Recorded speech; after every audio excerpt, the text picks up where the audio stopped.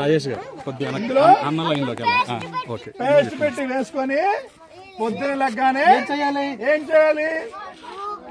Clean చేయాలి, శుభ్రం చేసుకోవాలి. ఓకే, ఇలా పెట్టి పళ్ళుని క్లీన్ చేసుకోవాలి.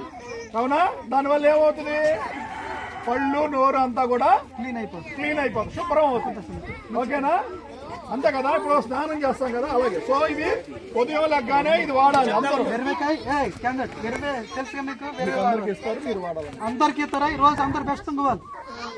పొద్దున్నే ఎవరు బ్రష్ వాడలే, ఇంకొకరు వాడుకోకూడదు. ಬೇರ್ನ ದೋಂಡೆ ತಂಗೋಲೈ అందరికి తరించే పిల్లలకి.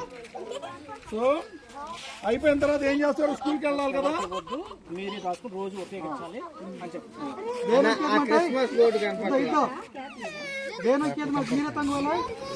తర్వాత బార్ మండ వాళ్ళే బ్రష్ చేస్తాం.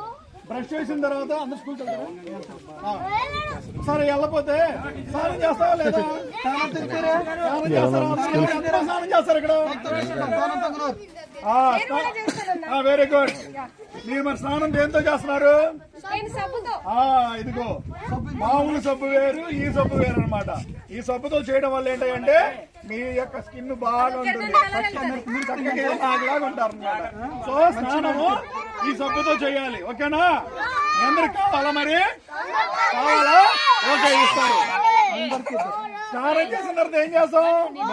పౌడర్ వేసుకుంటాం కదా. పౌడర్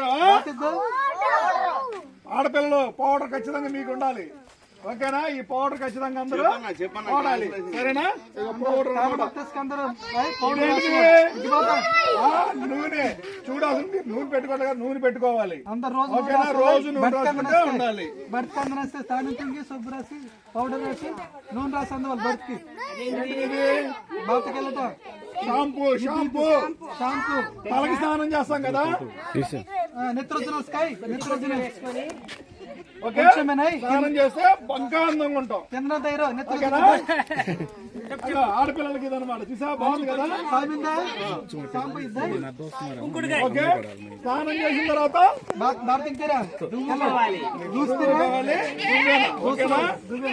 ఈ సోపు మరి ఎక్కడ పెట్టుకోవాలి?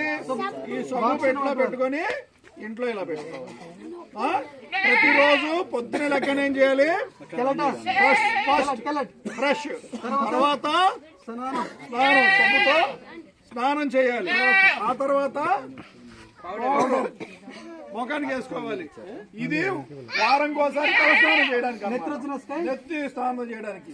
ఓకే, ఇవన్నీ కూడా ఇదే. ఆ తర్వాత నూనె పెట్టుకోవాలి. సో ఇవన్నీ కూడా మీకు ఇవ్వడం జరుగుతుంది. మీరు ప్రతిరోజు వీటిని వాడాల్సిందే.